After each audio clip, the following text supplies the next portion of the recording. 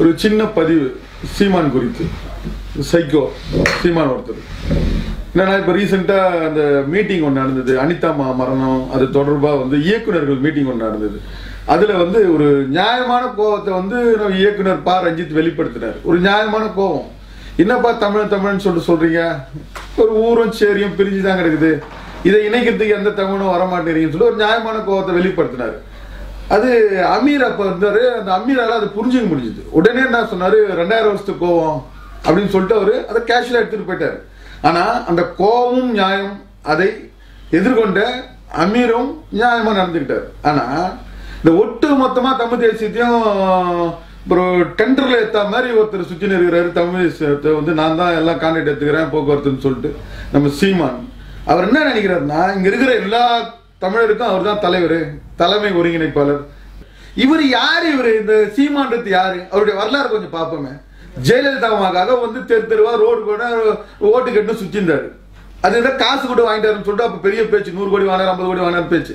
அது உள்ளலாம் நம்ம போக விரும்பல. ஆனா உன்னுடைய அரசியல் எப்படிப்பட்ட அரசியல்? ஒரு நிலையான அரசியலா? தமிழ் தேசத்துக்கு உனக்கு என்ன சம்பந்தம்?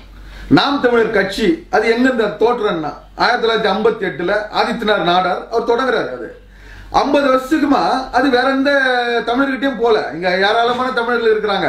இப்ப யாதவர் தமிழர் இருக்கிறாங்க, பறையர் தமிழர் இருக்கிறாங்க, பல்லர் தமிழர் இருக்கிறாங்க, ஒரு வன்னியர் தமிழர், செட்டியார் தமிழர், எந்த தமிழர்கிட்டையும் போல. அது வந்து ஸ்ட்ரெயிட்டா பைபாஸ்ல வந்து நம்ம சைமன் நாடார் கிட்ட தான் வருது. நம்ம ஒன்னே ஒரு பெருசா குரலாம் சொல்ல, அது ஏதோ அவங்களுக்குள்ள பேசிக்கிறாங்க. ஆனா இவர் நாடார் தேசிய தலைவர் கூட சரி ஓஞ்சி பார்க்க விட்டுடலாம். இவர் எல்லாருக்குமே வந்து இவர் சூப்பர்வைசிங் பண்ணின்னு எல்லாருமே கண்ட்ரோல் பண்ணின்னு எல்லாருக்கும் நான் தான் தலைவர் சொல்லுகிறாரு. இது எப்படின்னே புரியல எனக்கு. யார் இவரை தேர்ந்தெடுத்தா? இவனா முதலமைச்சரா இல்ல இதனா ஒரு சட்டமன்ற பாராளுமன்ற தேர்தலில் நின்று ஒரு ஜெயிச்சவரா? இவர் யார்? இவரு சீமான்றவர் இவருடைய நோக்கம் என்ன? இவரு இதே மாதிரி தொடர்ச்சியா பேசியிருந்தாருன்னா எந்தெந்த இடத்துல இவர் கை தட்டுறாங்களோ அந்த இடத்துல இருந்து கல் வரும். இதுல மாற்றமே கிடையாது. அவர் ஏதோ வந்து ஃபாரின்ல இருந்து வந்துட்ட மாதிரியும் கத்தி சட்டை கம்பு சட்டை சிலமங்கலம்லாம் கத்து வந்துட்ட மாதிரியும் அவர் சுத்தி நிற்கிறாரு. அவர் பேசுறது என்ன பேசணும் தெரிஞ்சு பேசணும். நாங்கெல்லாம் வந்து ஏதோ வேடிக்கை பார்த்து இருக்க மாட்டோம். அண்ணனி அண்ணனா என்ன தெரியுமா அர்த்தம்?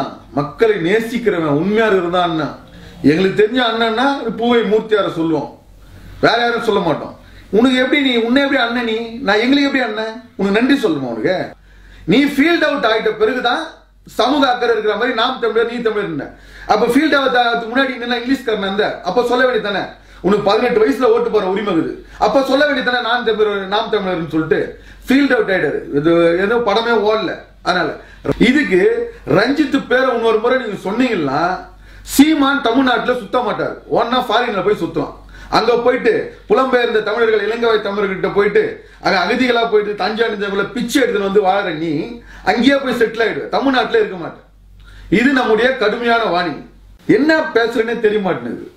1968 வெண்மணி சம்பவம் நடக்குது, அதுக்கு போய் போராடியான்னு 83 பிறந்த ரஞ்சித்தை கேட்கிறாப்புல. இது எப்படி சாத்தியம்? இது எதனா இது இயங்கியலுக்கு முரணாது இல்லையா? இப்போ 68 நம்ம எப்படி அது கால சக்கரத்தை முன்னாடி இது மாதிரி தப்பான விஷயங்களை வந்து பேசுறது வந்து என்னன்னா ரொம்ப நாள் வந்து பேச விட மாட்டோம். மைக் இருக்குதுன்னா ரொம்ப நாள் பேச விட மாட்டோம். அப்புறம் உங்க நடமாடுறது ரொம்ப கஷ்டமாயிடும். நீ பாட்டு எங்க தாத்தனை பார்த்து நீ சம்மந்தம் இல்லாத பேசிட்டு இருப்ப. உனக்கு 1008 பாட்டா இருப்பான். உனக்கு வந்து அகரகாரத்திலயும் பாரதியார் பாட்டம் ஆயிடுவான், அழகு முத்துக்கோன் பாட்டேன், முத்துராமலிங்க பாட்டேன், இமானுவேல் சேகரன் பாட்டேன். உன்னை ஒரே ஒரு கேள்வி கேட்கிறேன், உன்னுடைய கட்சிக்குன்னு சொல்லிட்டு ஒரு முழக்கம் வச்சுக்கோ, எல்லா ஜாதிக்காரனும் வச்சுக்கோ, ஒரு 20-30 ஜாதி வச்சுக்கோ, இல்லை வச்சுக்கோ, அதை உன்னுடைய மேடைகள் எல்லாத்திலையும் பேசு. முத்துராமலிங்க தேவர்கிட்ட மாலை போட போனீங்கன்னா நினைவஞ்சலி போனா என் பாட்டம் முத்துராமலிங்க அங்க மட்டும் பேசிட்டு வந்துடுற. அதே இடத்துல நின்று முத்துராமலிங்க தேவர் அவர் வந்து என் பாட்டேன், இமானுவேல் சேகர் என் பாட்டேன், அழகு முத்துக்கோன் என் பாட்டேன், பாரதியார் என் பாட்டேன், ரட்டமலை சீனிவாசன் எங்க பாட்டேன், அதெல்லாம் சொல்லிட்டு வா. அது மாதிரி வந்து நீ ஒரு ஸ்லோகத்தை வச்சுக்கோ. எங்கெங்க போறோமோ அங்க மாதிரி அங்க வந்து உடனே வந்து குழஞ்சிக்கிற அந்த வீட்டுக்கு வந்து தகுந்த மாதிரி பேசுறது பச்சோந்தி மாதிரி இருக்குது. வெக்கமா இல்ல உனக்கு? ஒரு இடத்துக்கு போறேன்னா இப்ப தான் அவங்க வீட்டுக்கு போயிட்டு நீ எஜமான் சொன்னா வீட்டுக்காரன் சந்தோஷம் தான் போடுவான். இது ஒரு பெருமையா உனக்கு? இன்னையா தமிழ் தேசியம் என்கிட்ட கதையா சொல்லுற? நீ அரசியல்ல எனக்கு ஜூனியர், உனக்கு நான் மூத்தவர். எவனை பாரு அரசியலுக்கு வந்தானவோ நான் வந்து களத்துல நான் கத்தியத்தை சண்டை போட்டுனுக்கிறேன்.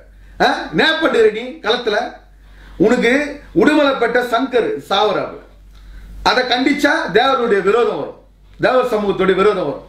நம்ம தருமபுரி இளவரசன் படுகொலை செய்யப்படுறாரு, அவங்க சேரிகள் சூறையாடப்படுது, கிராமங்கள் குறிவைத்து அழிக்கப்படுது, அவங்கள கண்டிச்சா வன்னியருடைய விரோதம் வரும். இந்த பக்கம் சேலம் கோகுல்ராஜ் அவரை கண்டிச்சா கவுண்டருடைய விரோதம் வரும். இது மாதிரி பயந்து பயந்து ஆண்மையற்றவனா சுத்தி வர நீ காது கேட்காத மோடிக்கு தமிழ் புரியாதுன்னு சொல்லிட்டு கண்டமேனிக்கு பேசுகிற மோடியை எடப்பாடி வந்து எம்எல்ஏ கூட வந்து அவரு கட்டி வச்சுன்னா அந்த வேலை இருக்கிறாரு சொல்லிட்டு அவர் அசிசமா பேசுகிறார். உனக்கு தைரியம் திராணி இருந்தா, நீ உண்மையிலே ஆம்பளையா இருந்தா, தர்மபுரி இளவரசனுக்காக வழக்கு போட்டவங்களுக்கு அந்த சமூகத்தை எடுத்து நீ கண்டிச்சிருக்கணுமா இல்லையா, போராடி இருக்கணுமா இல்லையா? கோகுல்ராஜ் அவன் தமிழன் இல்லையா, அவன் காதலிச்ச பொண்ணு தமிழிச்சு இல்லையா, எங்க போயிருந்த? எதனா சனையாட்டுக்கு மயிர் புடுங்க போயிருந்தியா? நீங்க தமிழுக்கு நான் சொந்தக்கார அத்தாரிக்கா, திருவள்ளூர் கூட பிறந்தீங்களா?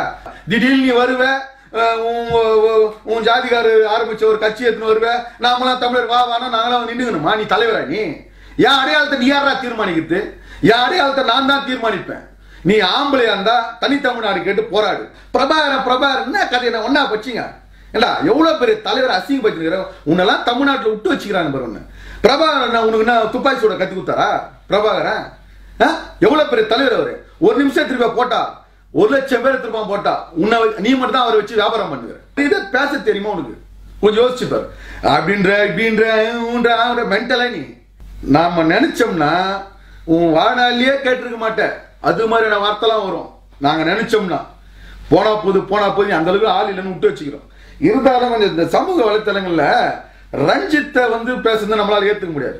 நல்லா கேட்டுங்க, ரஞ்சித் ஒரு பொலிட்டீஷியன் கிடையாது. தன்னுடைய படைப்பு வாயிலாக இந்த சமூகத்தை பிரதிபலிச்சு கொண்டிருக்கிறார் நேர்மையாக. உன்ன மாதிரி வந்து பொறுக்கித்தனமாவோ போலித்தனமாக கிடையாது, நேர்மையாக சமூகத்தை பிரதிபலிச்சிருக்கிறார். அவருக்கு எதனா ஒரு எதிர்ப்பு எதனா ஒண்ணுன்னா, தம்பி சொல்றேன் தப்பா நினைச்சுக்காத, சுத்த மாட்டேன். நாம நினைச்சோம்னா தூக்கி வந்து முட்டி போட வைப்போம். சுத்த மாட்டேன் எங்கேயுமே. இந்த மைக்கு புடிச்சு வீராவேசமா பேசுறது, அப்படியே பைத்தியக்கார மாதிரி கத்துறது, 10 பச்சை மிளகா ஒன்னா சாப்பிட்ட மாதிரி பண்றது, இதெல்லாம் நடக்காதீங்க. எங்க தமிழ்நாட்டுல நாங்க இல்லாத இடமே கிடையாது. கல்லு மட்டும் இல்ல, எல்லா ஆயுதத்தையும் கையில் எடுப்போம் உசாராந்துக்கு. ஆனா நீ நேர்மையான ஆளா இருந்தா வா, விவாதம் பண்ணலாம். ஆனா மரியாதை இல்லாம பேசினா இடம் விடமாயிடும்.